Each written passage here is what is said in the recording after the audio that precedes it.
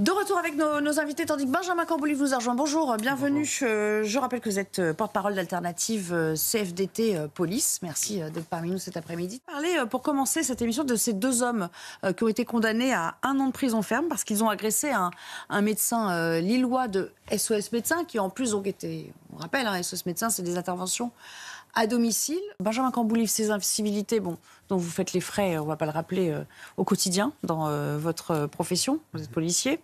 Ça se répète maintenant, on s'en prend à ceux qui sont censés vous porter secours avec des arguments fallacieux. Dans ce cas, n'appelez pas SOS Médecins. Enfin, je veux dire, c'est terrible quand même d'en arriver à ça. Les médecins sont devenus une cible. Ils sont une cible parce que, déjà, ils sont isolés. C'est-à-dire que soit dans son cabinet, soit éventuellement en déplacement, même s'ils le font de moins en moins, les déplacements pour aller voir les patients, parce que il y a une raison, ils ont aussi peur de se faire agresser. C'est à ce moment-là le patient qui paie aussi le prix de ces violences. Donc une cible pour leur isolement, mais aussi une cible pour le pouvoir qu'ils ont. Parce qu'un médecin, ça peut vous prescrire des arrêts maladie de complaisance, et des gens ne supportant plus la moindre frustration, on va s'en prendre au médecin. Mais il y a aussi un autre facteur, c'est la revente de médicaments que vous vous faites prescrire indûment. Parce que il y a ceux qui veulent continuer des traitements qui sont arrivés à leur terme, et puis il y a ceux qui veulent se faire prescrire des médicaments de façon à les revendre. Ça non plus, si le médecin n'est pas d'accord, on s'en prend à lui. Après, c'est pas neuf, il n'y a plus aucun respect du médical, que ce soit le médecin ou alors dans les hôpitaux, les aides-soignants, les infirmières, ils se font cracher dessus, insulter à tour de bras. Et là, la loi, elle a été un petit peu durcie. Maintenant, le quantum de peine, il a augmenté. On est passé à 5 ans et 75 000 € d'amende. Là, on voit bien que c'est pas appliqué à cette échelle-là, parce que vous aurez beau durcir la loi, le magistrat, il va toujours rester maître de la décision qui sera la sienne, et ça va être entre 0 et le maximum encouru. Donc il faut évidemment que les peines soient exemplaires pour essayer de venir contrer cette violence qui cible, comme vous le disiez, absolument tous les métiers. Plus personne n'est intouchable. Le flic, le pompier, le médecin. Mais 1850 personnes, il faut quand même prendre la mesure du chiffre. 1850 personnes interpellées en France au premier trimestre. Ces fameux fous du guidon qui ne sont plus seuls. Des chauffards venus de toute l'Europe s'invite désormais sur nos routes. Alors la France s'est-elle gagnée par une sorte de fièvre mécanique? Je ne vais pas vous surprendre en vous disant que visiblement ils ne sont pas très inquiets par cette nouvelle circulaire et cette nouvelle condamnation possible. Ça ne les dissuade pas du tout. Au contraire, je vous dis, il y a une recrudescence là pour ce début d'année, Benjamin. Oui, parce que si ça les dissuadait, ils ne recommenceraient pas. C'est pas plus compliqué que ça. Quand votre réponse, elle ne produit pas d'effet dissuasif, c'est qu'il faut l'augmenter. C'est que c'est pas la bonne technique, en tout cas, pour l'instant.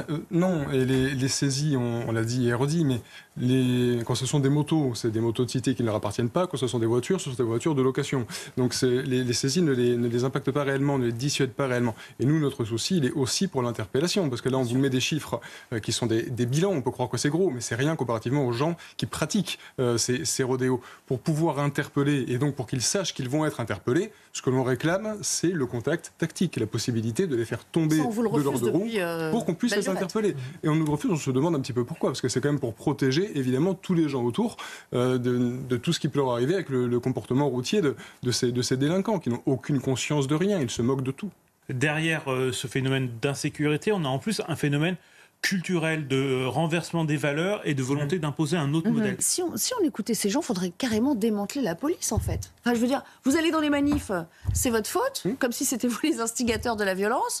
Vous voulez faire régner l'ordre, la moindre chose qui tourne mal, forcément, tout de suite, la suspicion retombe sur vos épaules. Il y a des gens qui, sincèrement, veulent démanteler la sécurité dans ce pays. Oui, ce sont les mêmes qui vont vous proposer de désarmer la police municipale, ce sont les mêmes qui vont vous expliquer que la violence dans les cités vient de la police et pas des délinquants. C'est pour ça qu'il faut des récépissés de contrôle d'identité. Et c'est aussi pour ça, quand on est sur le contact tactique, qu'avant d'envisager de le faire, on exige une base légale très claire qui encadre l'action du policier.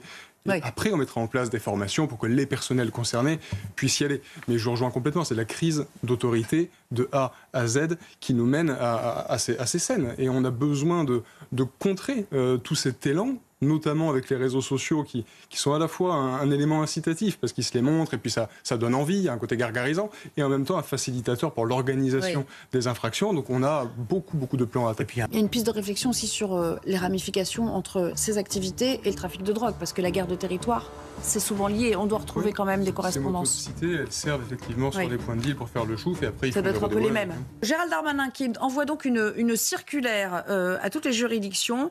Il s'agit de renforcer la réponse pénal sur les faits de port et détention d'armes qui sont commis par les mineurs. Et surtout, ce qu'on a remarqué, c'est que dans cette circulaire figurait une mention particulière sur l'imposition d'un couvre-feu pour ces mineurs. Il y a quelque chose que je ne comprends pas, que je pige pas pour reprendre les propos de certains sur Twitter. Pourquoi les mineurs détenteurs d'armes, ils sont en liberté, ils sont dans la nature? C'est quoi cette histoire? Ils sont condamnés, mais ils sont condamnés à des alternatives aux poursuites. C'est-à-dire que le procureur de la République décide de ne pas poursuivre.